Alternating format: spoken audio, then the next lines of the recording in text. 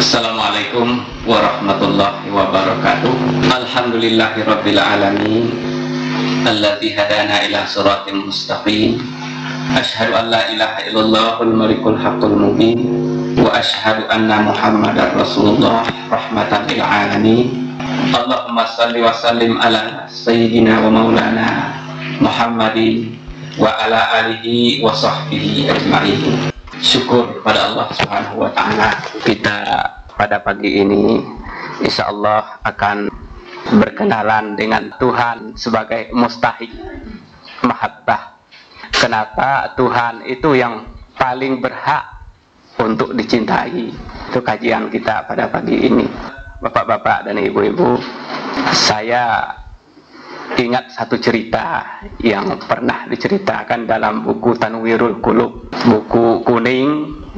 Ceritanya kenapa orang itu mencintai Tuhan. Ada seorang sufi namanya Abdul Bari, saudaranya Zunnun al-Misri. Kita tahu Zunnun al-Misri itu seorang sufi, seorang arif yang sangat masyhur dalam dunia tasawuf. Dalam kisah itu diceritakan oleh Abdul Bari, suatu hari katanya, saya bersama saudara saya Zunnun keluar rumah berjalan-jalan. Tiba-tiba di pinggir jalan anak-anak itu kerjanya melempari seseorang sampai luka-luka orang itu. Lalu setelah itu kata Abdul Bari, karena kasihan melihat orang itu, dia langsung mendekati anak-anak. Kenapa kamu melempari orang itu? Jawaban anak-anak, dia itu orang gila katanya. Orang gila, ya kok dilemparin, kata Abdul Bari dengan Zunnun al-Misri tadi. Akhirnya anak-anak itu mundur, lalu kedua orang sufi ini mendekati orang yang dilempari oleh anak-anak itu. Lalu orang itu berkata, jangan dekati saya ini orang gila katanya. Kenapa kamu gila? Kata Zunnun al-Misri. Ya mereka itu mengatakan saya ini gila. Terjadilah dialog antara mereka itu.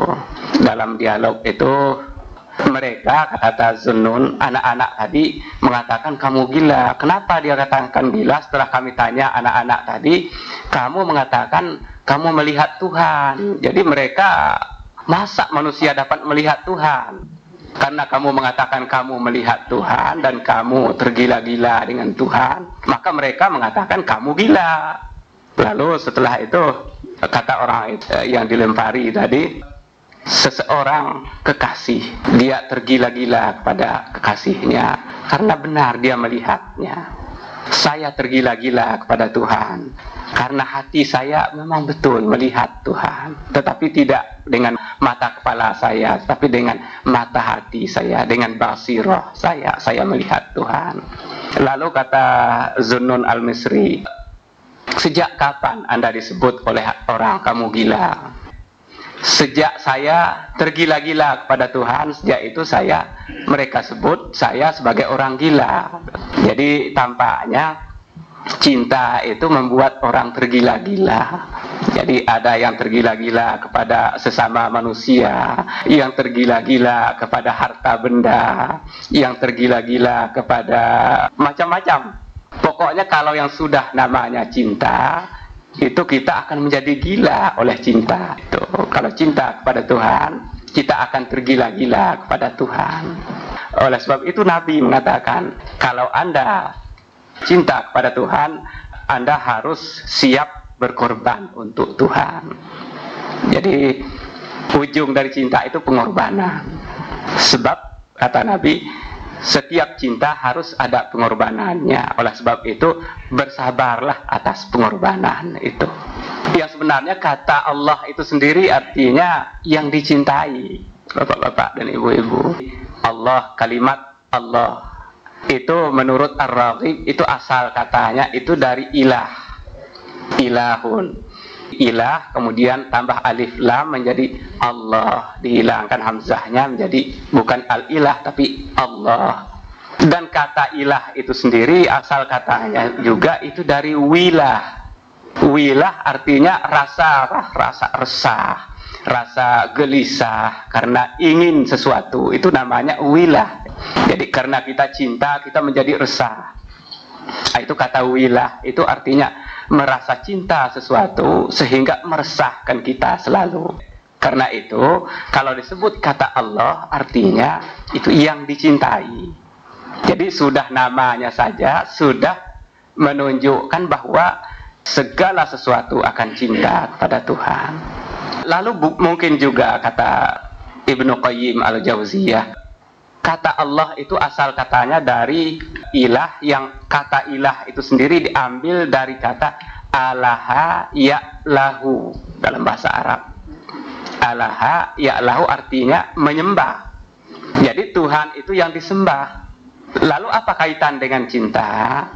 Kalau orang sudah cinta, dia akan memberikan kepasrahan kepada yang dicintainya, segalanya untuk yang dicintainya, seakan-akan dia terhadap yang dicintainya itu mengabdi atau menyembah pada dia. Sebab apa saja yang diminta oleh yang kita cintai, kalau kita sudah cinta, itu kita akan berikan untuk dia.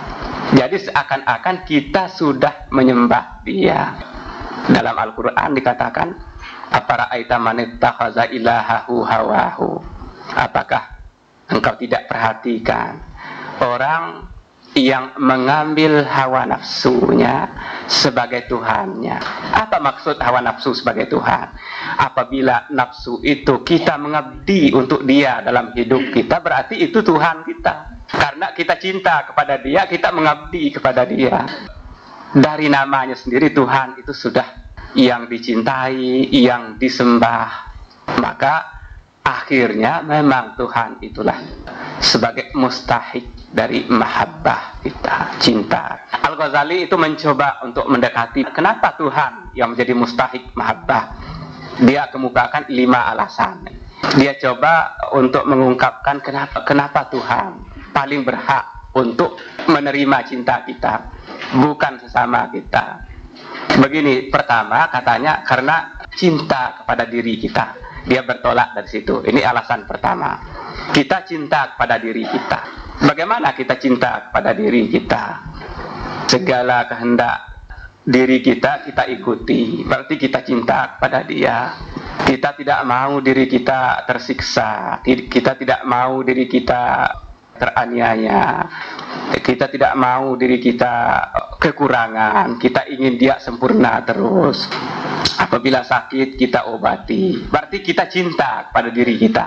Kita tidak pernah kalau sakit kita biarkan saja. Biarlah sakit. Tidak. Setiap orang apabila sakit pasti dia akan mencari obatnya. Betapapun mahal obatnya. Kita cinta pada diri kita. Itu alasan pertama. Lalu kenapa Tuhan itu harus yang menjadi mustahik cinta, yang paling berhak untuk dicintai? Alasannya karena diri kita ini ada, itu karena Tuhan. Kalau cinta kepada diri berarti juga cinta kepada yang menciptakan diri kita.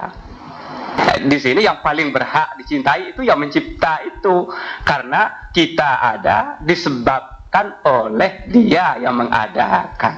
Karena itu kita yang paling berhak dicintai itu adalah yang sebab pertama, bukan yang kedua. Nah, ini alasan pertama kenapa kita mencintai Tuhan dan kenapa Tuhan sebagai yang paling berhak menerima cinta kita.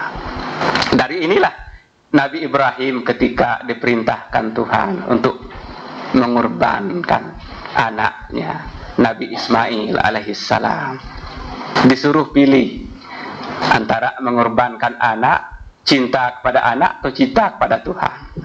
Ternyata Ibrahim mengetahui maksud apa yang dibalik perintah itu. Yang sebenarnya Tuhan karena kasihnya kepada Nabi Ibrahim, dia uji dulu apa benar kasih Ibrahim itu kepada dia atau tidak. Diuji, disuruh dia korbankan anaknya. Harus dengan tangannya sendiri yang menyembelih anak itu. Coba kita bayangkan, satu-satunya anak yang sudah berapa lama dia dambakan anak itu. Yang satu ini harus dikorbankan. Biasanya kita kalau sudah punya anak itu biarlah diri kita yang kurban, janganlah anak itu. Banyak orang, bapak-bapak dan ibu-ibu, separuh gila karena kehilangan anak yang dicintainya. Kalau tidak ada iman dalam dadanya, pasti dia sudah gila karena kehilangan anak itu. Sekarang datang perintah Tuhan ketika anak itu, Ismail itu kan dari bahasa Ibrani itu, Ismail artinya Tuhan sudah memperkenankan doaku. Itu arti Ismail, Is dan Mail. Tuhan telah perkenankan doaku, Tuhan telah mendengarkan doaku. Jadi dengan diperkenankan Tuhan doanya, dia beri anak, lalu anak dia coba Ibrahim itu. Apakah Ibrahim itu memilih cinta anak atau cinta Tuhan? Ternyata Ibrahim tahu makna dari kisah itu. Dia memilih untuk cinta kepada Tuhan. Dia kurbankan anak itu. Tetapi ketika akan dikurbankan, akan disembelih, ternyata Tuhan sudah menggantinya. Ujian sudah dilakukan. Tuhan mengganti Ismail dengan seekor domba yang besar. Jadi di situ kelihatan bahwa cinta kepada Tuhan itu adalah, Tuhan itu adalah yang paling berhak dicintai, karena dari dialah cinta itu, dan kita pun dari dia. Maka yang sebab awal itulah yang paling berhak untuk dicintai. Ini pertama. Jadi karena kita cinta kepada diri kita, maka juga kita cinta kepada yang menjadikan diri kita. Diri kita tidak ada kalau tidak diciptakan oleh Tuhan itu. Karena itu yang paling berhak dicintai di sini itu Tuhan itu. Kita itu wujud kedua. Nah, itu yang pertama. Lalu yang kedua, sebagaimana kita tulis di sini, itu manusia mencintai orang atau siapa saja yang berbuat baik kepadanya. Saya ingat suatu ungkapan dari Sayyidina Ali bin Abi Thalib karramallahu wajhah.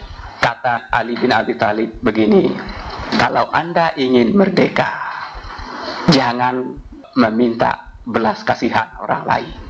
Sekali Anda mendapatkan belas kasihan orang, Anda sudah dijajah oleh orang itu. Itu dapat kita rasakan dalam kehidupan kita sehari-hari. Sekali kita sudah mendapat sesuatu dari orang lain, kita itu sudah di bawah kekuasaan orang itu. Mau tak mau kita pasti akan tunduk kepada dia. Tapi kata Ali bin Abi Thalib, kalau kamu ingin merdeka, jangan terima belas kasihan orang. Kamu tidak akan dijajah oleh siapapun. Kemerdekaanmu tidak diganggu oleh siapapun.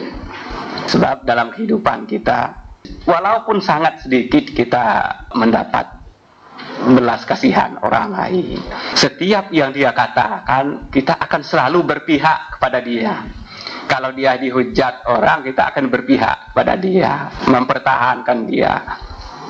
Walaupun kadang-kadang dia benar-benar salah, kita akan pertahankan juga, karena sudah termakan budi baik orang lain. Nah, di sini manusia mencintai siapa saja yang berbuat baik kepada dia, dia pasti akan cinta kepada orang itu.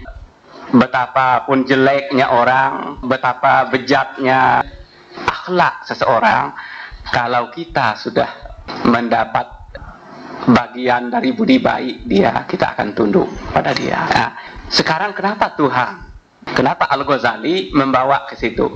Kenapa Tuhan itu paling berhak untuk dicintai? Sebab ada dua alasan. Kalau seseorang berbuat baik pada kita, itu sudah pasti dua hal pasti ada di balik kebaikannya itu. Pertama sekali, dia ingin pahala di akhirat. Itu wajar-wajar saja orang berbuat baik pada kita karena ingin mendapatkan pahala dari Allah Subhanahu wa Ta'ala.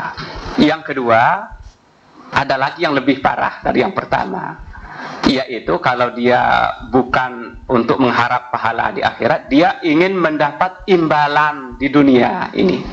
Imbalan duniawinya itu mungkin suatu saat kita akan berbuat baik lagi kepada dia. Mungkin dia ingin mendapatkan penghargaan dari kita, mendapat pujian dari kita. Itu sudah pasti, gitu, kata Al-Ghazali. Karena Tuhan Maha Pemberi, Rahman, Rahim kepada kita, itu tanpa ada dua alasan itu. Tuhan memberi kita tanpa latar belakang apapun, tanpa pamrih. Oleh sebab itu, Tuhan itu adalah yang paling berhak untuk menerima cinta kita. Kalau cinta kita kepada orang lain tadi karena kebaikannya kepada kita, cinta kita kepada Tuhan juga karena kebaikan Tuhan kepada kita. Tuhan itu maha baik, Tuhan itu maha indah. Dia berikan nikmatnya kepada kita tanpa dapat kita hitung berapa banyak nikmat itu. Sehingga Al-Quran mengatakan, wa in ta'uddu nikmatallah la tuhsuha. Seandainya kamu hitung-hitung nikmat Tuhan kepada kamu, sukar untuk mengkalkulasikan berapa banyak. Tetapi syukur kita itu sangat sedikit kepada Tuhan. Sehingga Tuhan juga mengatakan qalilan ma tashkurun. Banyak ayat-ayat yang mengatakan demikian. Sedikit sekali di antara mereka itu yang bisa mensyukuri nikmat Tuhan. Padahal nikmatnya itu berlimpah-limpah kepada kita. Saya contohkan satu nikmat yang katakanlah itu sangat sepele sekali. Tetapi seandainya dia hilang, itu kita akan kehilangan besar. Nah, air ludah kita buang-buang kemana-mana. Coba kita renungkan, air ludah yang suka kita buang-buang itu, seandainya air ludah itu tidak ada di dalam kerongkongan kita, ya keringlah kerongkongan ini. Sesuatu akan terasa enak karena adanya air ludah di dalam kerongkongan kita. Coba bayangkan seandainya ini kering semuanya dari kerongkongan kita. Kita membayar berapa saja diminta oleh dokter. Itu baru yang kecil sekali. Belum kita melihat yang lebih besar lagi dari itu. Apalagi nikmat yang disebut dengan iman, itu adalah nikmat yang terbesar. Tuhan sudah berbuat baik kepada kita. Dia berikan nikmatnya kepada kita tanpa ada pamrihnya. Kalau sesama kita berbuat, itu senantiasa ada udang di balik batu, ada pamrihnya. Tuhan tidak. Kata Al-Ghazali, oleh sebab itu Tuhan itulah yang paling berhak untuk dicintai. Tuhan itulah yang paling berhak. Saya ingat satu cerita dari Sultan Mahmud Al-Ghaznawi. Dia punya seorang pembantu namanya Iyas. Iyas itu sangat patuh pada dia, sehingga orang bertanya-tanya, wahai Khalifah, wahai Sultan, kenapa Anda sangat tertarik, sangat cinta kepada Iyas ini? Lalu dijawab oleh Sultan Mahmud Al-Ghaznawi, memang orang itu semuanya sama, rambutnya sama, wajahnya ya walaupun berbeda tetapi pada prinsipnya sama. Pokoknya manusia itu dari segi lahiriahnya itu hampir sama. Tetapi ada sesuatu, katanya. Kenapa saya sangat menyayangi Iyas ini? Yaitu suatu kali dalam perjalanan, katanya, dalam pengembaraannya di suatu tempat dia ketemu dengan kotak. Isi kotak itu tampaknya adalah emas yang banyak. Jadi dikatakan orang isi kotak itu emas. Lalu para pembantunya tadi berlarian untuk mengejar kotak itu. Kotak yang ketinggalan, orang lain membawanya, tertinggal di situ. Mereka pada berebut untuk sampai ke kotak itu. Lalu kata Mahmud Al-Ghaznawi, silakan kalau Anda memang menginginkan kotak emas itu, ambillah. Oleh para pembantunya tadi berebutan untuk mengambil emas yang banyak di dalam kotak itu. Tetapi Sultan sendiri meninggalkan mereka itu, lalu kembali pulang sendirian. Setelah jauh dalam perjalanan pulang, menoleh ke belakang, ada kiranya satu orang yang mengikut dari belakang. Itulah dia Iyas tadi. Sultan tadi bertanya, wahai Iyas, bagaimana tadi peristiwa kamu berebutan emas tadi? Kata Iyas menjawab, wahai Sultan, saya tidak ikut serta karena saya tahu tugas saya bukan itu. Tugas saya adalah untuk mengawal Sultan kemanapun pergi. Oleh sebab itu saya tidak ikut serta. Ketika Sultan berbalik belakang untuk kembali pulang, saya mengikuti Sultan yang maha mulia dari belakang. Karena itulah tugas saya. Akhirnya Sultan Mahmud Al-Ghaznawi mengatakan, engkau benar-benar tulus wahai Iyas. Oleh Oleh sebab itu, wahai penanya, kata Sultan Mahmud Al-Ghaznawi, kenapa saya mencintai Iyas? Karena dia adalah orang yang tulus di dalam hidupnya. Dari itu, Tuhan itu adalah yang paling tulus untuk kita. Dia tidak pernah meminta apapun dari kita. Kalau manusia lain, itu mungkin ada sesuatu yang dimintanya. Oleh sebab itu, Tuhan itulah yang mustahik mahabbah yang sebenarnya. Jadi bukan manusia. Nah, itu alasan kenapa Tuhan yang paling berhak untuk dicintai. Itu yang kedua.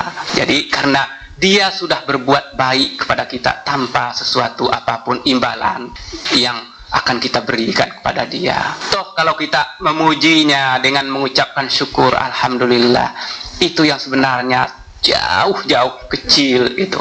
Sehingga Nabi itu di dalam doa witirnya selalu berdoa, Allahumma inni as'aluka ridhaka min sakhatik wa bi mu'afatika min uqubatik wala uhsi sana'an alaika anta kama asnaita ala nafsi. Jadi dalam kata-kata la uhsi sana'an alaik anta kama asnaita ala nafsi. Wahai Tuhan, pujianku kepadamu itu sangat-sangat kecilnya, tidak bisa aku persembahkan puji yang kecil itu kepadamu, karena yang sebenarnya yang berhak untuk memujimu itu adalah dirimu sendiri. Karena pujiku ini apalah artinya, wahai Tuhan. Jadi puji yang sebenarnya untuk Tuhan itu bagi kita itu adalah yang paling minim sekali. Jadi bagaimana memuji Tuhan? Yang sebenarnya pujian untuk Tuhan itu yang paling pantas itu dia sendirilah yang lebih tahu, dia sendirilah yang paling arif tentang itu. Kita hanya sedikit. Yang ketiga, kenapa Tuhan itu mustahik cinta? Kita di dalam kehidupan ini selalu cinta kepada yang baik. Walaupun tidak sampai kepada kita kebaikannya, kita pasti cinta kepada kebaikan itu. Siapapun yang kadang-kadang belum sampai kepada kita kebaikannya, baru dengar saja orang itu baik, kita sudah merasa simpati kepada orang itu, walaupun belum pernah ketemu sama dia. Kalau misalnya kita dengar dalam peristiwa Trisakti dulu, kita terkejut ada anak-anak muda yang diberondong oleh peluru sampai meninggal dunia. Hati kita terenyuh mendengarnya. Mereka itu memperjuangkan kebenaran, memperjuangkan keadilan, sehingga sampai mengorbankan nyawanya sendiri. Hati kita merasa pilu mendengarnya. Setiap yang baik, hati manusia itu selalu cenderung kepada kebaikan itu, karena memang hati manusia itu keajaibannya di situ, yaitu ingin yang baik. Kadang-kadang walaupun sudah terjebak dalam sesuatu yang buruk, namun di dalam hati kecilnya itu masih ada bersinar untuk cenderung kepada kebaikan itu. Nah, ini kalau saya pinjam dalam filsafat, tradisi filsafat Yunani itu ada 3 bentuk cinta. Pertama, katanya cinta itu adalah yang paling rendah sekali dalam tradisi filsafat Yunani, itu namanya cinta itu adalah eros. Cinta karena lahiriah sesuatu, karena keindahannya, karena keindahan bentuknya, karena kemolekannya, karena dia memberi manfaat kepada kita. Cinta seperti itu mereka sebut dengan cinta eros. Cinta warna, cinta rupa. Dan itulah kebanyakan manusia memiliki itu. Selalu ingin yang bagus, ingin yang cantik, ingin yang indah. Itu cinta yang paling rendah. Kemudian tingkat kedua ada yang namanya cinta itu philos namanya. Kalau philos ini tidak memandang rupa, rupa itu kedua.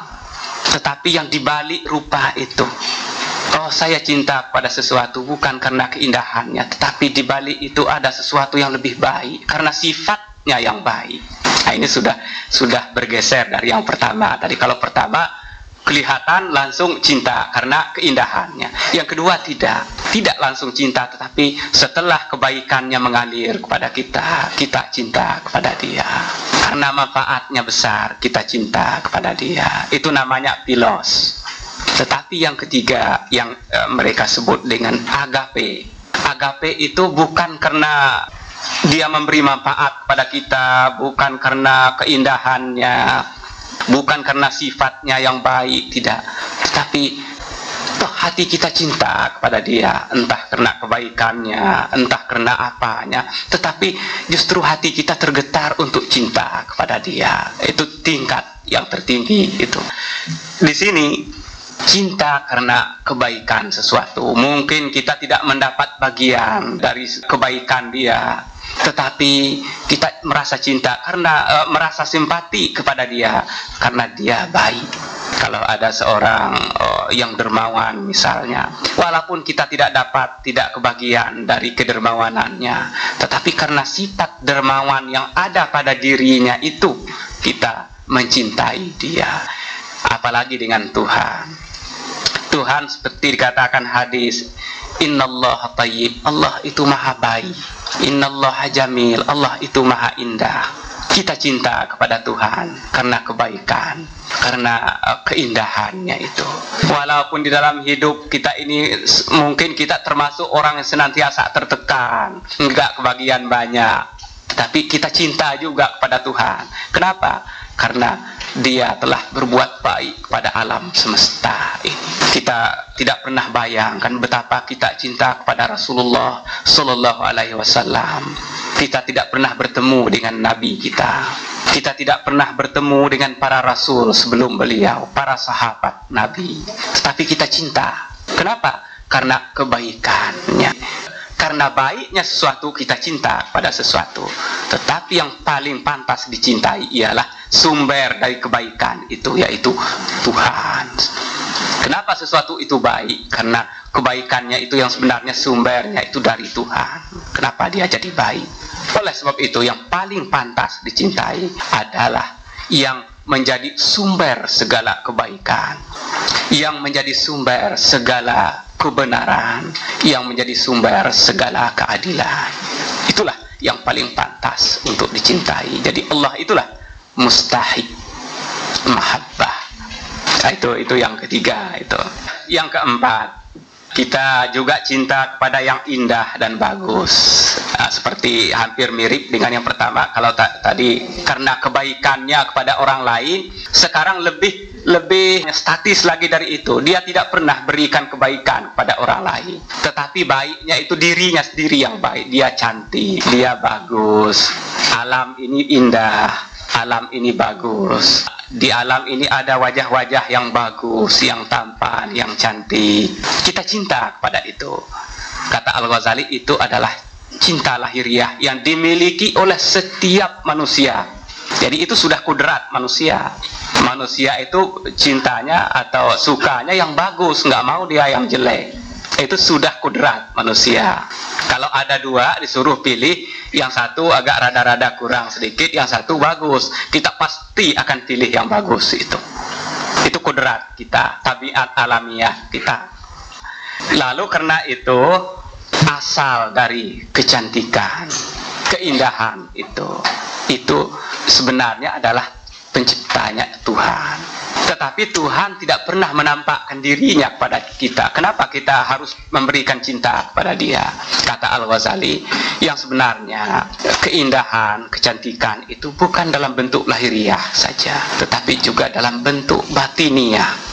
Jadi karena batin yang merasakan keindahannya itu bukan mata lahir dipersepsi oleh mata, tidak, tetapi batin kita. Kadang-kadang waktu kita merasa resah, kita berdoa kepada Tuhan, kita menjadi lega karena diperkenankan doa kita. Kita bersyukur kepada Tuhan. Oleh sebab itu, kata Al-Ghazali, kalau yang lahiriah itu mungkin kita sering tertipu, tetapi yang batiniah itu kita tidak akan ditipunya, karena dirasakan oleh batin kita. Itu yang keempat. Yang kelima, yang terakhir, kenapa manusia memberikan cintanya untuk Tuhan? Karena kita ini sama dengan Tuhan. Ini bukan musyrik ya. Kita ini sama dengan Tuhan. Di dalam istilah Ibnu Arabi itu, manusia itu adalah tajallinya Tuhan. Di dalam hadis dikatakan, Innallaha khalaqa Adam ala surati. Allah itu sudah menciptakan Adam itu sesuai dengan surahnya, dengan bentuknya Tuhan. Lalu kalau demikian, apakah bentuk Tuhan itu sama dengan bentuk kita? bukan dari segi lahiriahnya juga, tetapi dari segi batiniahnya. Kita diberi oleh Tuhan suatu potensi yang sifat-sifat yang sifat kita ini sama dengan sifat-sifat yang ada pada Tuhan. Jadi bukan bentuk zatnya, zat kita, esensi kita sama dengan esensi Tuhan, bukan. Tetapi sifat, kualitas-kualitas yang ada pada Tuhan juga ada pada kita. Jadi kalau Tuhan menciptakan manusia sesuai dengan citranya Dia, itu jangan dipersepsikan itu bentuk lahiriah ini, bentuk zat kita sama dengan zat Tuhan, tidak. Tetapi sifat-sifat yang ada pada Tuhan juga ada pada kita. Tuhan punya Rahman, kita juga punya. Tuhan punya misalnya Al-Aziz, perkasa, manusia juga punya. Tuhan punya Al-Wadud, Maha Dermawan, Maha Pemurah, kita juga punya. Karena ada kesamaan kita dengan Tuhan, kita cinta kepada Tuhan. Sebab dalam kehidupan keseharian kita itu selalu orang itu sukanya kepada yang sama dengan dia. Coba perhatikan anak-anak. Anak-anak sukanya main itu dengan anak-anak lagi, nggak mau dia main dengan orang tua. Kalau kita bawa anak-anak kita ketemu dengan anak-anak lain, pasti dia inginnya bermain dengan anak-anak itu. Dia tinggalkan kita bermain sesama sebaya dengan dia. Dalam hidup kita juga begitu. Orang yang sama pandangannya dengan kita, kita selalu dekat dengan dia. Oleh sebab itu, kalau profesi hidup kita, misalnya kita sebagai petani, itu kalau bergaul dengan orang yang bukan petani, itu kayaknya rasanya itu kurang nyambung, apa? Kalau kita bercakap-cakap, ngomong, dialog, itu kurang nyambung. Kalau petani sama petani itu cepat sekali nyambung ceritanya. Jadi manusia itu selalu suka mencintai yang sama dengan dia. Kenapa kita mencintai Tuhan? Ya, karena ada kesamaan antara kita dengan Tuhan. Tuhan punya Rahman, kita punya Rahman. Tuhan punya Alim, Maha mengetahui, kita juga punya ilmu. Tetapi yang milik kita itu sifatnya terbatas. Yang punya Tuhan itu sifatnya absolut, mutlak. Nah, oleh sebab itu dalam hadis dikatakan, takhallaku bi akhlaqillah. Berakhlaklah kamu dengan akhlak-akhlaknya Tuhan. Yang sebenarnya sifat-sifat itu sudah lengkap pada kita. Kita tahu ada Al-Asmaul Husna 99 sebagai pengejawantahan dari sifat-sifat Tuhan. Pada diri kita ada yang 99 itu. Tetapi mungkin yang bisa terrealisasi, yang teraktualisasikan itu hanya sebahagian kecil. Yang namanya insan kamil itu yang bisa mengejawantahkan, mengaktualkan seluruh sifat yang ada potensinya pada diri kita, itu bisa diaktualkan secara seimbang di dalam hidupnya. Maka dia menjadi insan kamil, manusia paripurna, manusia yang sempurna. Itulah Nabi Muhammad Sallallahu Alaihi Wasallam. Kalau kita itu sering tidak seimbang, kadang-kadang itu Al-Aziz Al-Jabbarnya itu lebih daripada Rahman Rahimnya, jadi marah saja. Ada juga yang Rahman Rahimnya terlalu banyak, nggak pernah marah. Wah, itu kan harus seimbang itu. Kalau ibu-ibu misalnya sebagai feminim, itu mungkin Rahman Rahimnya sangat menonjol. Kalau itu dibiarkan begitu, itu anak-anak ibu-ibu itu bisa menjadi anak berandal. Kenapa? Karena dikasih sayangi terus nggak pernah dimarahi. Jadi harus seimbang itu.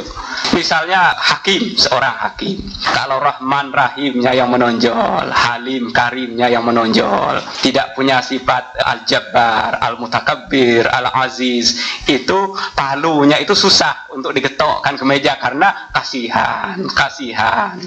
Itu harus seimbang, menempatkan sesuatu pada tempatnya. Oleh sebab itu salah satu sifat Tuhan itu adalah Al-Adl, adil. Jadi seimbang, semuanya itu serba seimbang. Kalau manusia ingin hidupnya itu bahagia, dia harus menempatkan dirinya pada tempat yang seimbang, itu moderasi. Jadi tidak terlalu ke jamal Tuhan, tidak terlalu kepada jalalnya, seimbang antara jamal dan jalal. Tempatkanlah sesuatu itu sesuai pada tempat atau proporsinya. Jadi itulah kenapa Tuhan itu menjadi mustahik cinta? Karena Tuhan itu dekat dengan kita, Dia hampir mirip dengan kita, maka kita berikan cinta. Kalau kita berikan untuk sesama kita, mungkin akan dibawanya kabur. Tetapi kalau diberikan Tuhan untuk Tuhan, Dia akan membalas cinta kita dengan cinta yang lebih dari itu. Itu 5 alasan Al-Ghazali mengapa Tuhan itu menjadi mustahik cinta. Manusia, bolehkah kita cinta kepada sesama manusia? Boleh, tidak ada halangan. Cintailah. Dalam hadis dikatakan, irhamu man fil ardi yarhamukum man fis sama. Cintailah makhluk yang ada di bumi ini, siapa saja, cintailah, kasih sayangilah, yarhamukum man fis sama. Kalau engkau sudah berikan kasih kepada penduduk bumi ini, penduduk langit akan memberikan kasihnya kepadamu. Semakin banyak kita memberikan kasih, semakin banyak pula kasih dari Tuhan itu tercurah kepada kita. Jadi energi kehidupan kita ini terletak pada kasih itu. Kita memberikan kasih dan juga kita menerima kasih. Kita menerima cinta, kita juga ingin berikan cinta. Jadi begitulah proses kehidupan kita ini. Kalau cinta ini kering dari kita, hidup ini akan gersang. Jadi pada cinta itulah yang sebenarnya nyawa atau hayat dari kehidupan kita ini adalah pada cinta itu. Kalau orangnya tidak dapat memberikan cinta, jangan diharap dia akan menerima cinta. Hidup yang tanpa cinta itu adalah kehidupan yang gersang. Coba dalam kehidupan sehari-hari kita, kalau kita tidak mencintai seorang, kita terpisah dari orang itu. Ketika kita terpisah dari orang banyak, orang tidak memberikan cintanya kepada kita, alangkah tersiksanya hidup kita ini. Nah, ketika kita bisa memberi juga menerima dari Tuhan, itulah perjalanan hidup ini akan stabil dalam kehidupan kita dengan membagi cinta dan menerimanya dari Tuhan. Oleh sebab itu Tuhan tidak melarang kita mencintai sesama manusia, tetapi Tuhan telah beri peringatan itu dalam surah Qul in kana aba'ukum wa abna'ukum, itu dalam surah Taubah ayat 24. Kalau kamu semata-mata menumpahkan cintamu kepada bapak-bapakmu, kepada tetangga keluargamu, kepada orang yang ada sekelilingmu, kepada harta benda, kepada rumah dan sebagainya, kepada pangkat dan jabatan, hanya sampai di situ cintamu, tunggu, kata Tuhan, suatu saat hukum Tuhan akan berlaku untukmu. Karena kenapa Tuhan akan menghukum di situ? Salah satu dua hal harus terjadi pada diri kita. Pertama, meninggalkan yang kita cintai. Yang kedua, ditinggalkan oleh yang dicintai. Itu pasti, salah satu pasti akan terjadi. Kadang-kadang orang karena kekasihnya meninggalkan dia jadi gila. Nah, ada juga yang meninggalkan kekasihnya. Orang meninggal, kekasihnya tinggal di dunia. Salah satu ini pasti akan kita temui. Seandainya kasih kita itu tertumpah hanya kepada yang bersifat sementara itu, suatu saat dicabut oleh Tuhan sesuatu itu, sudah habis, itu hukum. Disitulah hukum Tuhan itu berlaku. Rasakan waktu itu, ketika kekasih kita, ketika sesuatu yang kita cintai dicabut oleh pemiliknya, dia kembalikan kepada dia, kita akan rasakan betapa sedihnya hati kita ketika itu. Oleh sebab itu Al-Ghazali menganjurkan, boleh mencintai sesuatu selain Tuhan, tetapi harusnya mencintai sesuatu itu selalu engkau kaitkan dengan cintamu kepada pemilik sesuatu itu. Jangan habis untuk mencintai sesuatu yang kau sayangi itu saja, tetapi cintai pula yang menjadikan sesuatu itu. Sebab suatu waktu dia akan cabut yang kau cintai itu. Kata Ibnu Arabi, cinta itu yang sebenarnya milik Tuhan, bukan milik kita. Jangan kira cinta itu milik kita, walaupun kita semua punya cinta, jangan dianggap itu betul-betul milik kita. Itu milik Tuhan. Tuhan yang membagi-bagikan kepada kita. Apa sebab? Ketika Tuhan menciptakan alam ini itu dari cinta dia. Dikatakan dalam hadis, kuntu kanzan makhfiyan fa ahbabtu an u'rafa. Saya ketika berada sendirian, kata Tuhan, adalah sesuatu perbendaharaan yang tidak dikenal oleh siapapun. Belum ada waktu, belum ada ruang, belum ada apapun. Waktu itu yang ada pada saya adalah cinta. Apa cinta? Saya cinta, saya ingin, kata Tuhan, untuk mengenal diri saya. Lalu bagaimana saya mengenal diri saya? Saya ciptakan alam ini. Karena rasa cinta tadi Tuhan menciptakan alam semesta ini. Jadi alam ini adalah buah cinta dari Tuhan. Jadi asal cinta itu dari Tuhan itu. Jadi alam ini tidak akan ada kalau tidak ada cinta pada Tuhan. Dia ciptakan sesuatu itu adalah karena rasa cintanya. Dia ingin melihat dirinya, tetapi tidak dapat dilihat.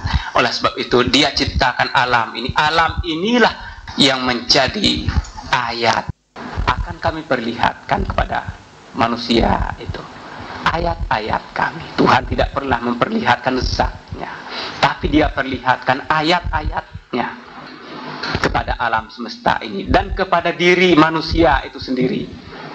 Di dalam diri kita ini ada tanda Tuhan. Dalam istilah sufinya itu, manusia itu adalah tajallinya Tuhan. Jadi penampakan lahiriah Tuhan itu pada kita ini. Ya, kembali kepada kajian tadi. Tetapi yang tampak secara lahiriah itu bukan esensi gambar zat Tuhan, tidak. Tetapi gambaran dari sifat-sifatnya itu ada pada kita. Jadi kita adalah gambaran lahir dari Tuhan itu, kata Ibnu Arabi. Kenapa dia membuat gambar itu? Karena dia cinta untuk melihat dirinya. Dia jadikan alam ini. Jadi alam tercipta karena rasa cinta Tuhan. Apabila cintanya sudah susut, maka alam ini akan hancur.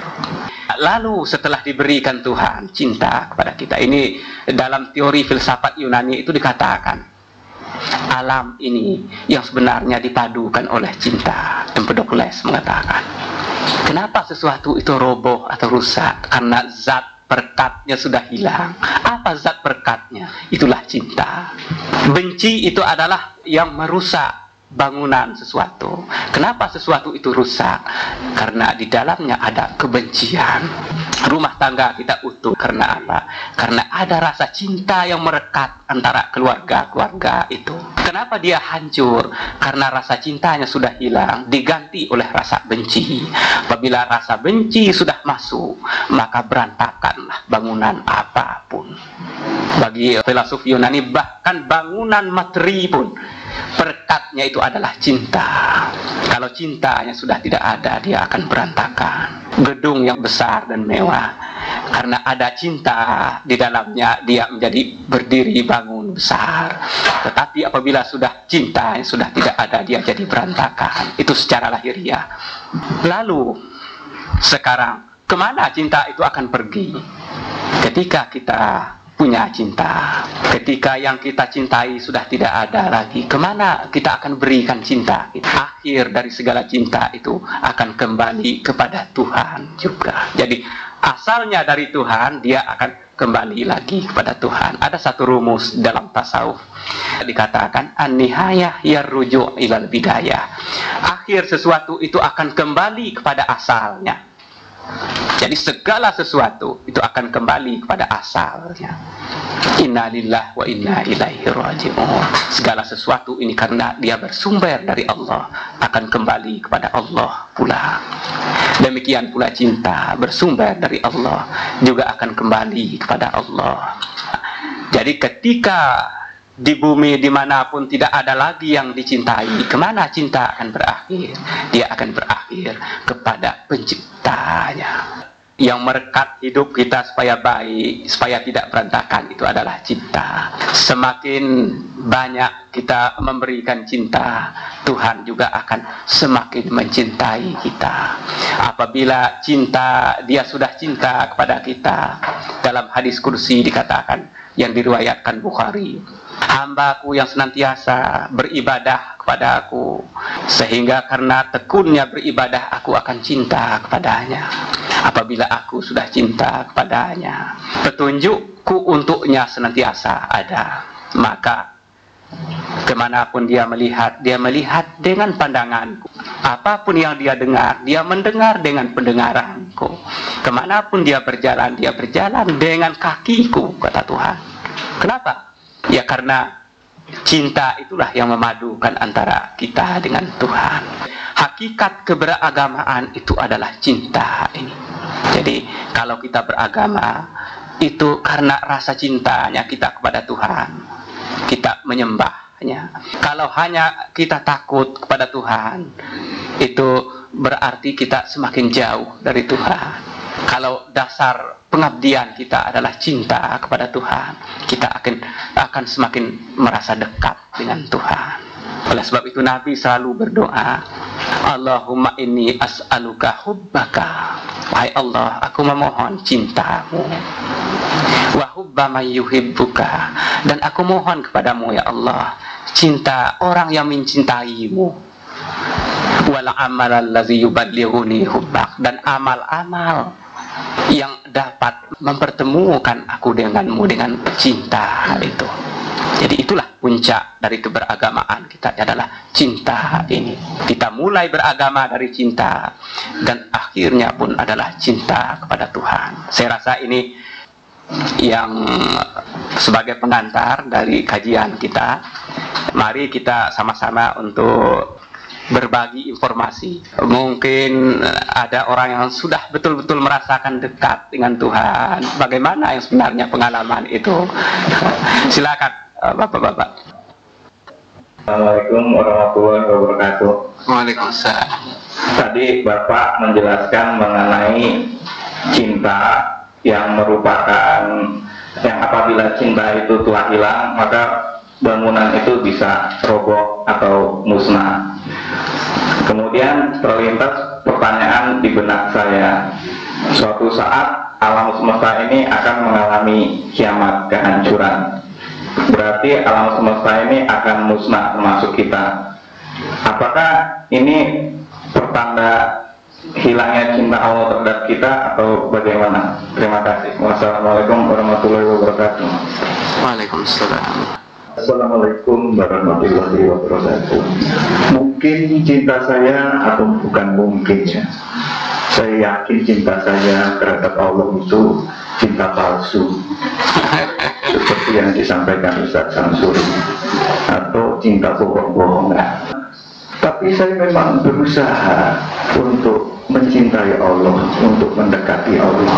Pertanyaan saya adalah, apakah kalau saya melaksanakan perintah Allah dan menjauhi larangan Allah dengan ikhlas sesuai dengan kemampuan atau makom saya, bisa ini dikatakan bahwa saya telah mencintai atau setidak-tidaknya berusaha mencintai Allah tersebut. Sekian, terima kasih. Wassalamualaikum warahmatullahi wabarakatuh. Waalaikumsalam. Assalamualaikum warahmatullahi wabarakatuh. Tadi disebutkan satu kondisi di mana seorang akan melihat dengan mata Tuhan, melangkah dengan langkah Tuhan dan sebagainya. Kemudian dalam konsep itu ada manunggaling kawulan Gusti. Bisakah Pak Yusril memberikan analisa apakah ini manifestasi dari pencapaian yang optimal dari cinta kepada Allah itu? Terima kasih. Assalamualaikum. Waalaikumsalam. Baiklah, yang pertama itu ketika alam ini sudah berantakan, apakah berarti cinta Tuhan itu sudah ditariknya dari alam ini? Di dalam konsep kesufian itu dikatakan bahwa Tuhan menciptakan alam ini karena rasa cintanya, sehingga terciptalah alam ini sebagai wujud atau buah dari cinta Tuhan itu. Lalu kapan alam ini akan hancur atau berantakan? Yaitu ketika Tuhan itu sudah menarik cintanya dari alam ini. Jadi karena dia berwujud karena cinta, juga wujudnya itu akan wujud senantiasa ada selama di dalamnya ada cinta itu. Ketika Tuhan mencabut rasa cintanya itu, maka ketika itulah alam ini akan berantakan, akan hancur. Ini sama dengan konsep filsafat Yunani yang sebenarnya juga ada yang begitu. Empedokles itu mengatakan begitu. Sesuatu itu di alam ini kenapa dia berantakan? Karena yang perekatnya itu sudah tidak ada. Jadi yang merekat itu cinta. Dia umpamakan sebuah rumah tangga. Ketika di dalam rumah tangga itu masih ada cinta, satu dengan yang lain saling mencintai, itu rumah tangga itu akan senantiasa utuh. Tetapi ketika cintanya mulai layu, mulai memudar, itu mulai antara satu dengan yang lain karena perekatnya sudah tidak berfungsi lagi, tidak ada lagi, sudah kering, maka akhirnya akan berantakan rumah tangga itu. Begitu juga cinta Tuhan yang dia berikan kepada alam ini. Alam ini akan senantiasa beredar utuh selama cinta Tuhan itu ada di dalam tubuh alam ini. Ketika Tuhan menarik cintanya dari tubuh alam ini, maka akan berantakanlah alam ini. Jadi dia dipadukan oleh cinta dan akan hancur apabila cinta itu sudah kering pada diri alam ini. Jadi kenapa hari kiamat terjadi? Waktu itu cinta Tuhan tidak dia berikan, dia akan coba manusia atau isi alam ini dengan suatu pengadilan. Di situ bukan lagi Rahman Rahim yang akan berlaku, tetapi sifat Al-Jabbar ya Tuhan. Oh, kau jahat, kau masuk ke neraka. Ditarik Tuhan cintanya. Dia tonjolkan di situ bukan lagi Rahman Rahimnya, tetapi Al-Aziz, Al-Jabbar, Al-Adil, keadilan Tuhan. Nah, dan ini menurut ajaran agama apapun itu pasti akan ada, karena salah satu rukun agama adalah percaya atau yakin kepada akhir alam ini yang disebut dengan hari akhirat. Sesuatu agama itu tidak disebut agama kalau tidak percaya dengan adanya hari akhir ini. Ini semua agama mempercayai, dan itulah pengadilan yang sebenarnya, tidak pengadilan acak-acakan seperti yang kita miliki. Ketika itu Tuhan mencabut cintanya dan dia akan menarik cinta itu dari alam ini, maka akan berantakanlah alam. Manusia berhadapan dengan sifat-sifat, karena Tuhan itu punya sifat yang banyak. Suatu kali yang dia tonjolkan, selama kita hidup ini kita meregu Rahman Rahimnya Tuhan. Betapa Rahman Rahimnya Tuhan. Ketika dia tidak memberikan Rahman dan Rahimnya, dia akan panggil kita ke hadiratnya. Itu kita kembali kepada rahmatullah, itu rahmatnya Tuhan yang di sana itu.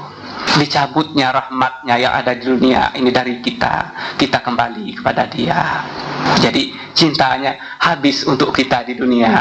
Ketika Tuhan menghabisi cintanya untuk kita di dunia ini, dia akan panggil kita kepada hadiratnya. Kita ini selama di dunia ini meregu cinta Tuhan. Selama kita meregu cinta Tuhan, itulah seharusnya kita mensyukuri dia. Sebab suatu saat cintanya itu dia akan tarik dari kita.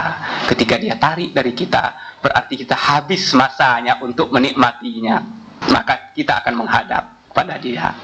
Begitu juga alam secara keseluruhan. Selama ini alam ini sejak dijadikan Tuhan dengan rasa cintanya, dia akan tarik rasa cinta itu dari alam ini, maka alam ini akan kembali ke hadirat Tuhan juga.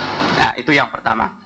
Yang kedua, di dalam hidup kita sudah berupaya melakukan segala perintah Tuhan. Kita jauhi segala yang dilarangnya. Apakah itu bukan suatu usaha untuk mencapai cintanya itu? Itu adalah usaha kita. Upaya untuk meraih cinta Tuhan itu adalah dengan apapun yang dia perintahkan kepada kita, apapun yang dia larang dari kita, yang dia perintahkan kita lakukan, yang dia larang kita jauhi, itu adalah upaya awal bagi kita untuk meregu cintanya. Toh kalau kita tidak melakukan itu berarti kita tidak cinta pada dia. Yang sebagai tanda cinta itu adalah kalau seandainya itu orang yang kita cintai, apapun yang dia perintahkan kepada kita, kita akan sami'na wa ata'na, saya akan patuh pada dia. Kita akan berikan segala sesuatu untuk yang kita cintai. Itu alamat cinta.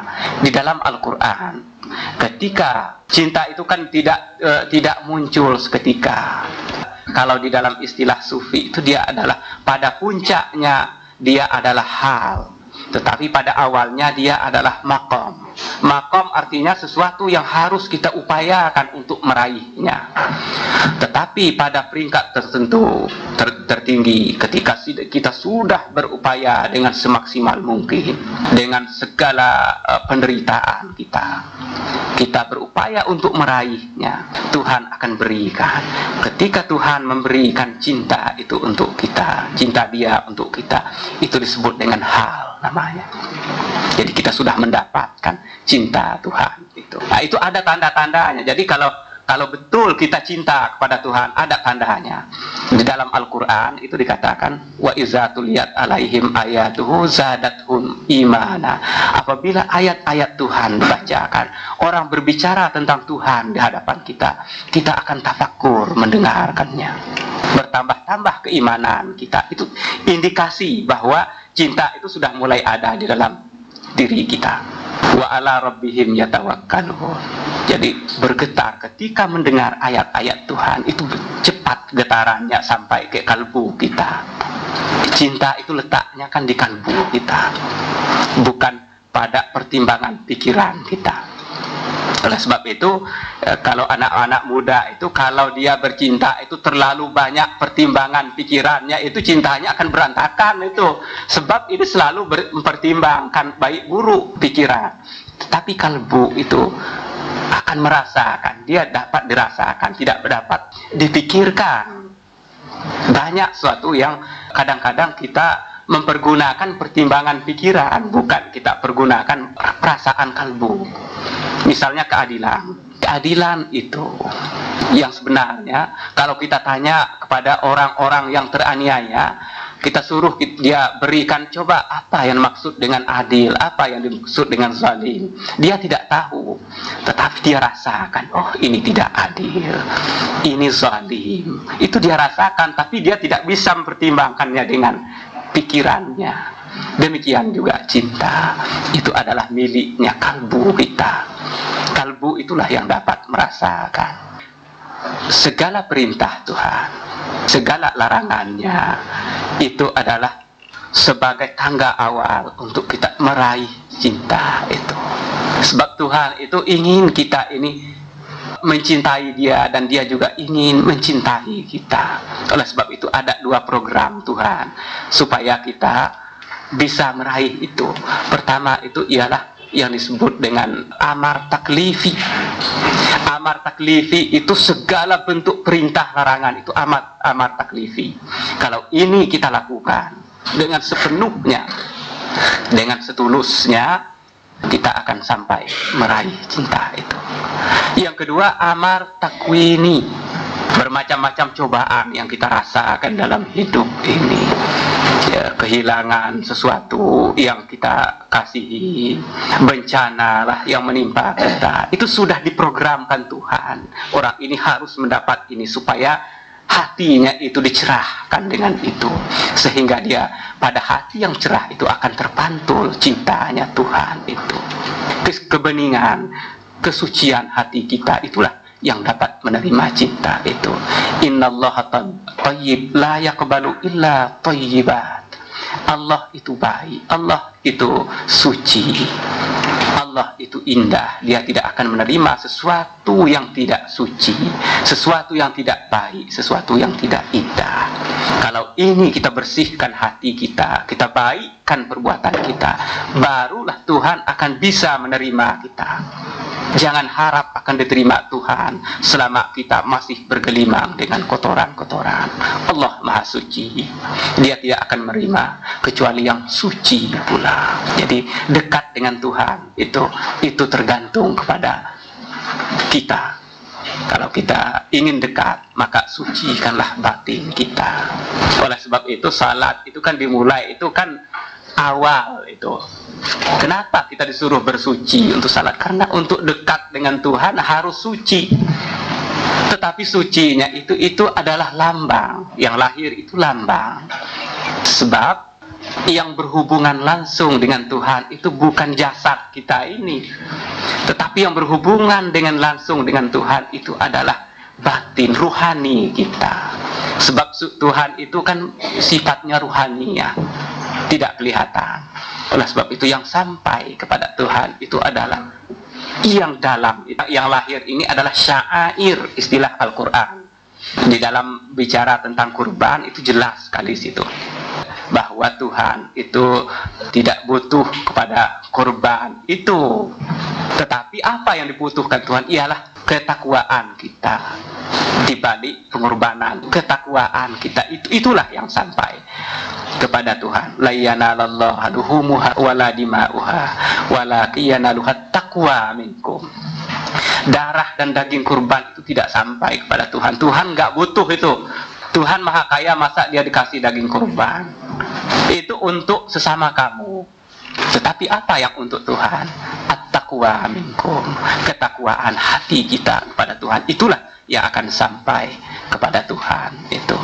Jadi upaya lahiriah kita menunaikan kewajiban kepada Tuhan secara tulus, menjauhi segala larangannya, itu adalah upaya kita secara lahiriah untuk dekat kepada Tuhan itu. Tentu dibarengi dengan sikap batin kita, dengan keikhlasan, dengan rasa khusyuk kalau kita sholat, dengan tawadhu.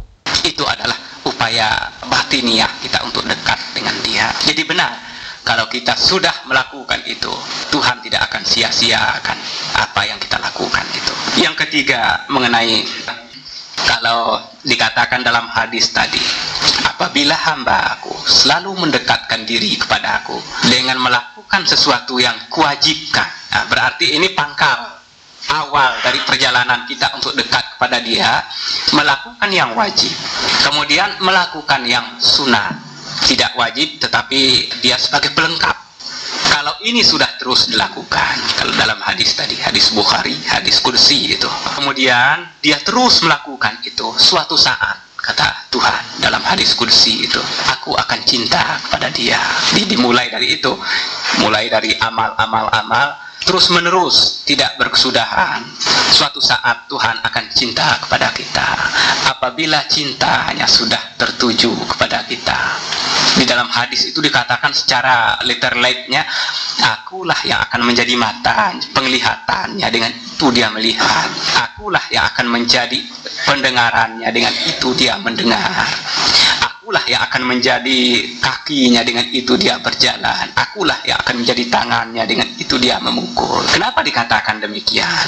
Apabila Tuhan sudah cinta kepada hamba-Nya, kepada kekasihnya. Kalau yang pertama mungkin kita sebagai Abdullah, hamba-Nya Allah. Tetapi apabila ini ditingkatkan, kita akan sampai menjadi mahbub, yang dicintai oleh Allah, Habibillah, seperti Rasulullah Sallallahu Alaihi Wasallam.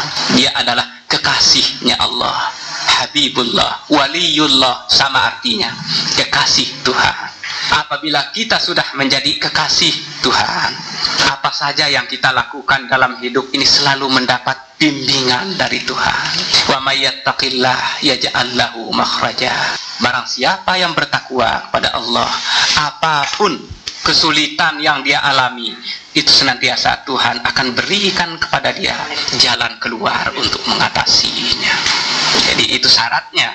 Wa may yattaqillah, siapa yang bertakwa kepada Allah. Nah, ini janji Tuhan. Tuhan tidak pernah memungkiri janji. Wa may yattaqillah, barang siapa bertakwa kepada Allah, yaj'al lahu makhraja, Allah akan tunjukkan kepada dia jalan keluar. Ini mungkin bapak-bapak, mungkin ibu-ibu itu merasakan di dalam hidup ini kadang-kadang itu sudah tertumbuh pikiran kita menghadapi suatu masalah misalnya, sehingga pikiran kita tidak bisa jalan lagi, tetapi toh tiba-tiba kita tidak dapat mengatasi masalah yang kita hadapi itu. Kenapa? Karena Tuhan punya cinta. Dengan cintanya itu dia berikan kepada kita, dia tunjukkan jalan kepada hamba-hamba yang dicintainya itu.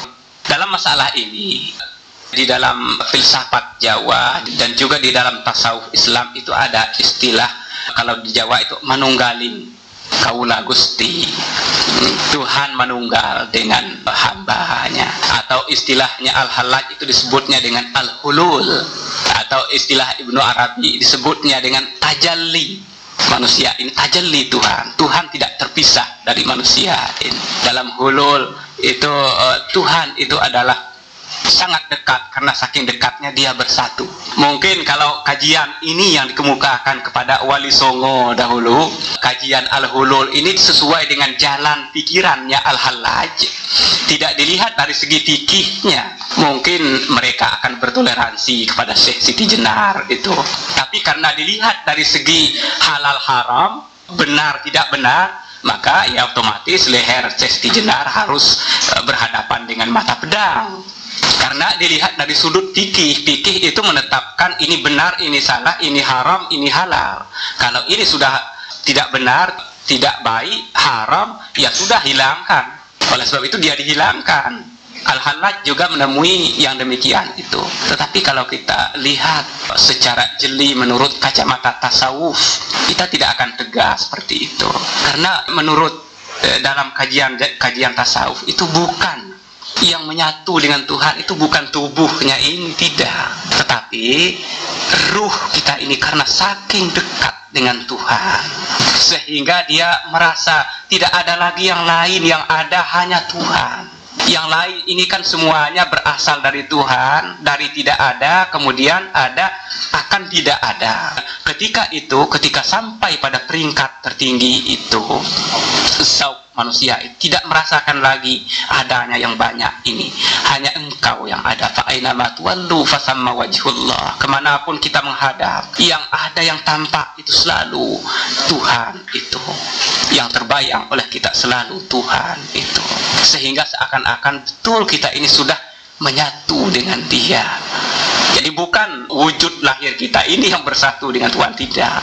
Kalau itu benar, kalau wujud lahir kita katakan bersatu dengan Tuhan, itu musyrik gitu. Tetapi yang bersatu dengan Tuhan itu ialah kalbu kita yang transenden itu. Itulah yang dikatakan dalam hadis, qalbul mu'min arsyullah. Hati orang yang beriman itu adalah arasnya Tuhan. Ma wasa'ani ardi wala samai walakin yasa'ani qalbu abdil mu'min. Alam ini tidak bisa menampung Tuhan, karena Tuhan itu tidak bisa ditampung oleh ruang dan Dia berada di luar waktu. Tapi apa yang bisa menampung? Hati hambaku yang beriman. Yang bisa tahu Tuhan itu adalah hati hambanya yang beriman. Di dalam hati hamba yang beriman itulah Tuhan itu bertahta. Jangan dianggap zat Tuhan ada di dalam kalbu kita, jangan, itu salah. Tetapi perasaan kita sudah sangat dekat dengan Tuhan, sehingga kita merasa, oh Tuhan itu ada senantiasa ada bersama kita. Nah itu manunggaling kaula Gusti itu kalau dilihat dari sudut fikih itu tidak benar. Tapi kalau dilihat lebih jauh dari logika kesufian, mungkin kita akan bertoleransi untuk membenarkannya. Saya rasa itu. Kita masih punya waktu nih, silakan. Assalamualaikum warahmatullahi wabarakatuh. Waalaikumsalam. Saya tertarik dengan manunggaling kaula Gustinya. Ya. Untuk tingkat-tingkat yang mungkin dari Wali Songo sendiri akan mengerti, tapi karena Syekh Siti Jenar ini akan dijadikan panutan dan akan diikuti oleh banyak umat, maka memang harus ditegaskan antara yang hak dan yang batil. Dan dari cerita yang saya dengar juga, Syekh Siti Jenar itu tidak dipenggal, tapi disembunyikan dan tidak mengacaukan orang-orang yang belum akong tertinggi ini. Iya. Assalamualaikum. Assalamualaikum warahmatullahi wabarakatuh. Waalaikumsalam. Dari pembicaraan ini dibicarakan cinta ilahi secara kualitatif ya Pak ya. Iya. Jadi bagaimana cinta ilahi secara kuantitatifnya, kualitas meningkatkan pada cinta ilahi. Karena cinta itu mungkin seperti iman, ada pasang, ada surutnya. Gimana meningkatkan cinta ilahi? Karena itu seperti kata Pak Suri tadi, kita melihat Ka'bah itu sudah menangis, berdoa. Itu kan suatu pengejawatan cinta di dalam puncaknya, saya kira. di samping hal-hal psikologis seperti itu, ada nggak hal-hal yang lain kiat-kiat untuk meningkatkan cinta itu secara kuantitatif? Terima kasih. Assalamualaikum warahmatullahi wabarakatuh. Waalaikumsalam warahmatullahi. Saya mau tanya Ustaz, dalam kehidupan ini iman seseorang naik turun. Begitu juga kita sebagai manusia. Kadang kita rasa dekat sama Allah, terus contohnya rasa kita suka turun gitu iman kita. Mungkin nggak kalau seseorang udah merasa dekat sekali dengan Allah, terus karena selama kita hidup kan pasti setan akan mengganggu kita. Mungkin nggak kalau Allah udah dekat sama kita, terus karena kesibukan atau karena cobaan kita bisa jauh dari Allah, dan gimana caranya mengatasi supaya iman kita tuh sabar tapi jangan turun gitu. Assalamualaikum warahmatullahi wabarakatuh. Waalaikumsalam warahmatullahi. Assalamualaikum warahmatullahi wabarakatuh. Waalaikumsalam. Terima kasih Ustaz. Tadi Ustaz mengutarakan bahwa hati orang yang beriman itu adalah arasnya Tuhan. Kemudian yang kembali kepada Tuhan itu bukanlah jasadnya manusia, tetapi adalah rohnya. Kami ingin menanyakan, apakah perbedaan hati dengan roh? Apakah hati itu tempatnya roh? Dan apa pula bedanya dengan jiwa? Dan juga kalau boleh saya mengusulkan kepada Ustaz Suri, saya diadakan paket mengenai hati. Terima kasih. Assalamualaikum warahmatullahi wabarakatuh. Waalaikumsalam. Baiklah, pertama mengenai Wali Songo ini, bagaimana kontradiksi antara Wali Songo dengan Syekh Siti Jenar itu mengenai masalah manunggaling Kawula Gusti. Memang dalam hal ini agaknya pendekatan kesufian itu pada waktu itu belum berkembang betul, sehingga yang paling banyak memang tasawuf itu sudah ada, tetapi tasawuf dalam bentuk tasawuf amali, bukan tasawuf nazari. Tasawuf amali itu cenderung kepada hal-hal yang bersifat amaliyah.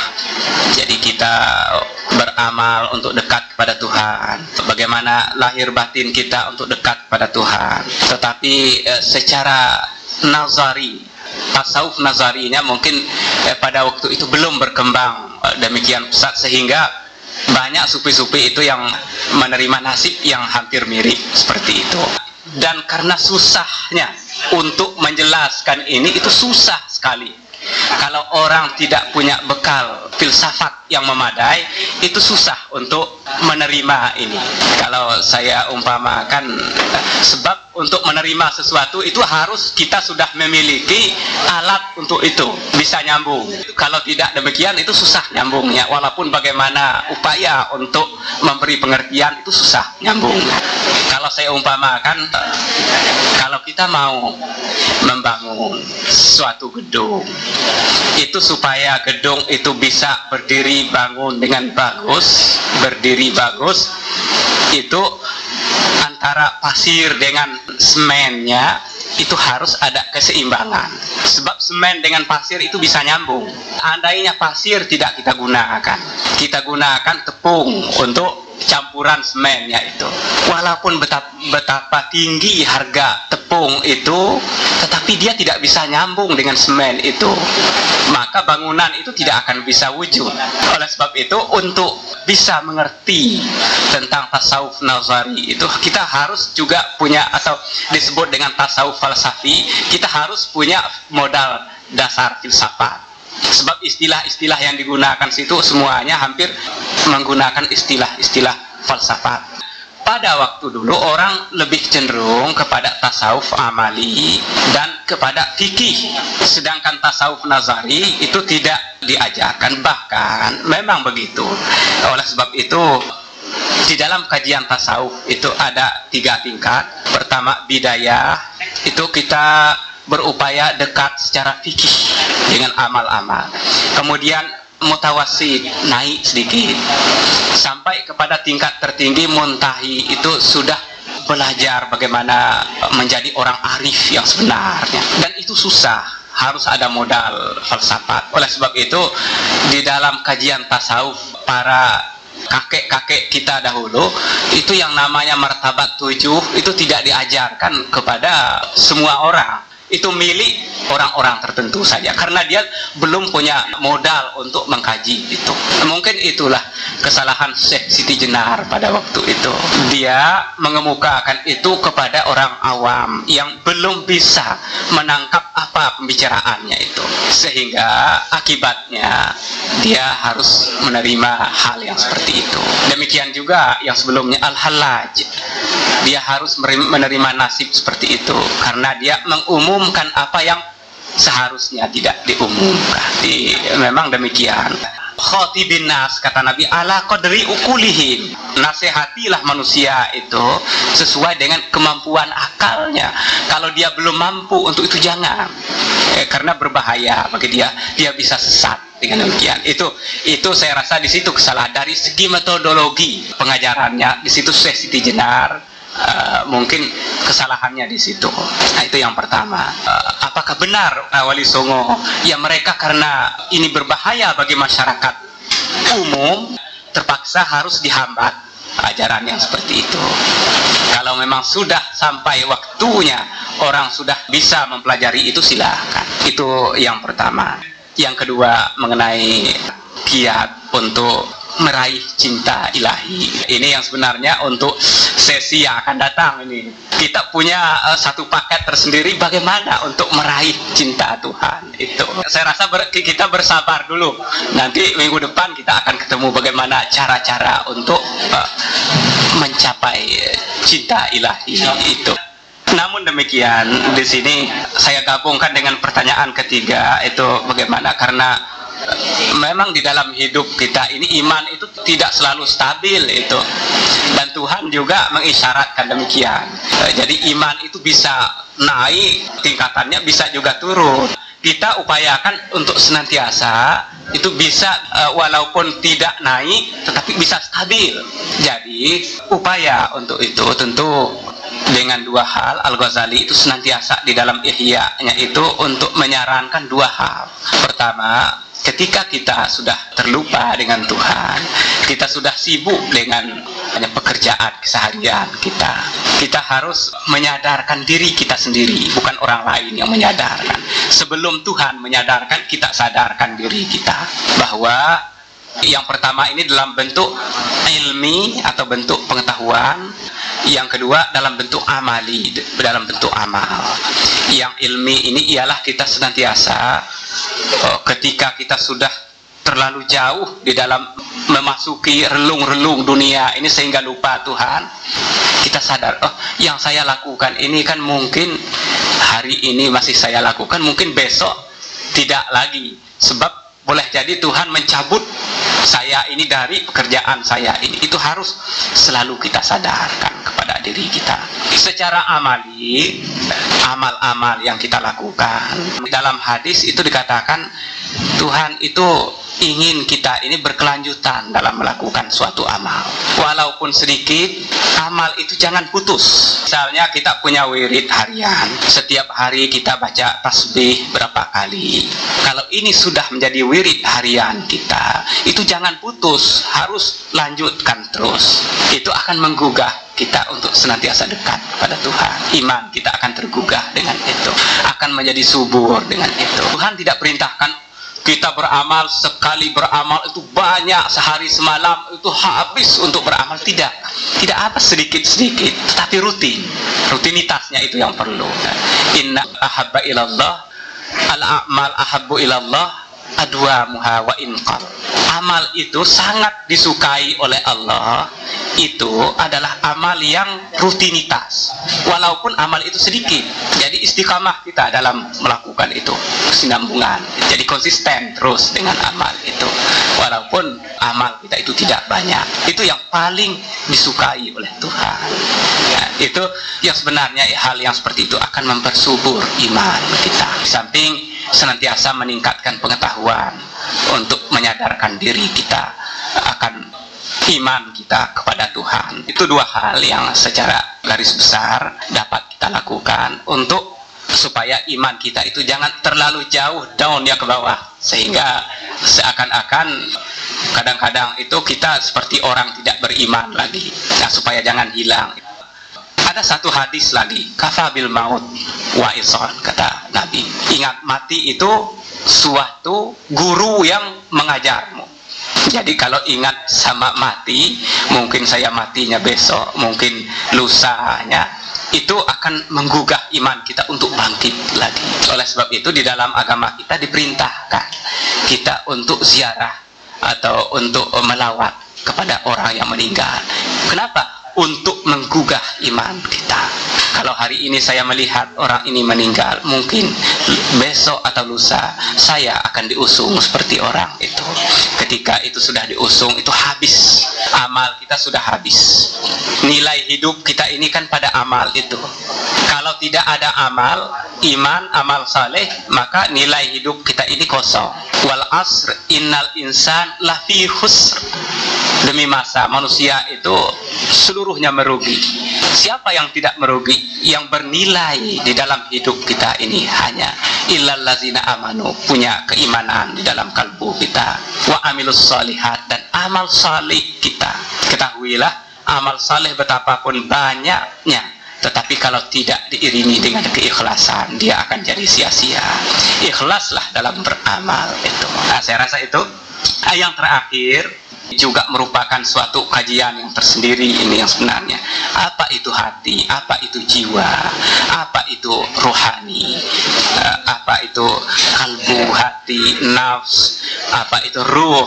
Itu sekarang sudah dikembangkan oleh para pakar menjadi apa yang mereka sebut dengan psikosufisme atau psikospiritualisme, yaitu kajian psikologis di mana sufi itu sudah membicarakan hal ini tapi kurang diperhatikan, yaitu yang menyangkut dengan kalbun, hati, nafs atau jiwa, ruh, akal. Itu adalah fakultas-fakultas kejiwaan kita yang punya fungsi sendiri-sendiri. Walaupun secara keseluruhan dia itu satu, tetapi dia punya fungsi sendiri-sendiri. Dan ini harus, kalau yang paling depan itu adalah nafs itu. Dia paling dekat dengan lahiriah sensual kita ini. Kemudian masuk lagi ke bagian dalam. Nafs selalu berbareng dengan akal. Itu bagian lahir sekali. Masuk ke tingkat qalb, masuk lagi ke tingkat ruh, masuk lagi ke tingkat sir, sampai ke sirrul asrar. Dan ini setiap tingkat ini itu kaitannya dengan alam semesta ini. Pada tingkat sensual, pada tingkat material, mata kita melihat itu sejauh, karena dia bersifat material, dia dapat melihat yang material pula. Di balik yang material, jangan harap mata lahir kita ini akan dapat melihat. Lalu yang kedua, masuk ke tingkat kedua, nafs dan akal. Dia bisa mempertimbangkan yang tidak dapat dilihat, tidak dapat didengar oleh yang lahir ini, dapat ditangkap oleh akal. Oleh sebab itu, kalau mata, telinga kita belum dapat melihat masa depan, akal kita sudah memperhitungkan masa depan dengan akal. Lebih ke dalam lagi itu qalb, dapat melihat sesuatu yang tidak dapat dilihat oleh mata lahir ini. Dan dia selalu itu konsisten dengan alam-alam yang ada di sekitar kita. Orang tidak dapat melihat jin dengan mata lahirnya. Dengan apa dia dapat melihat jin, setan, malaikat? Dengan kalbunya itu. Lalu ke sir, kita akan lebih dalam lagi sampai ke sirrul asrar. Apabila kita untuk dekat pada Tuhan, itu kita harus menelusuri itu demi satu, sehingga dia selalu ada korelasinya dengan alam-alam yang lain, sehingga sampai kepada alam ketuhanan ketika sampai kepada sirrul asrar itu. Jadi ini merupakan satu paket tersendiri ini, dan ini termasuk yang sangat susah untuk menjelaskannya. Al-Ghazali sendiri di dalam Ihya Ulumuddin itu mencoba menjelaskan itu, dan kelihatannya juga tidak tuntas. Hati orang yang beriman arasnya Allah, karena hati yang terdalam itulah yang berkorelasi dengan Tuhan, itu alam ketuhanan itu. Ketika kita berdoa, kalau lidah kita berdoa tanpa dibarengi dengan hati, itu tidak terasa keindahan doa kita. Bahkan kalau hanya lidah kita yang mengucapkan doa itu tanpa dibarengi dengan hati, itu besar kemungkinan doa itu akan ditolak oleh Tuhan. Tapi ketika doa itu kita lakukan dengan sepenuh hati, bahkan dengan hati kita yang terdalam, itu kita bermohon kepada Tuhan sampai mencucurkan air mata karena sudah merasa saking dekatnya kita dengan Tuhan. Ketika itu kemungkinan besar doa kita akan dikabulkan oleh Tuhan, karena betapa dekatnya rasa kita dengan Tuhan waktu itu. Itulah fakultas-fakultas kejiwaan yang dengan itu kita, dengan memasuki itu kita akan semakin intim dengan Tuhan sampai kepada kalbu yang terdalam, yang sirrul asrar itu. Kita akan sangat merasa dekat dengan Tuhan ketika sampai pada peringkat itu. Saya rasa inilah sebagai secara ringkas mengenai kajian kita tentang Tuhan sebagai pemilih, sebagai mustahik dari cinta atau mahabbah itu.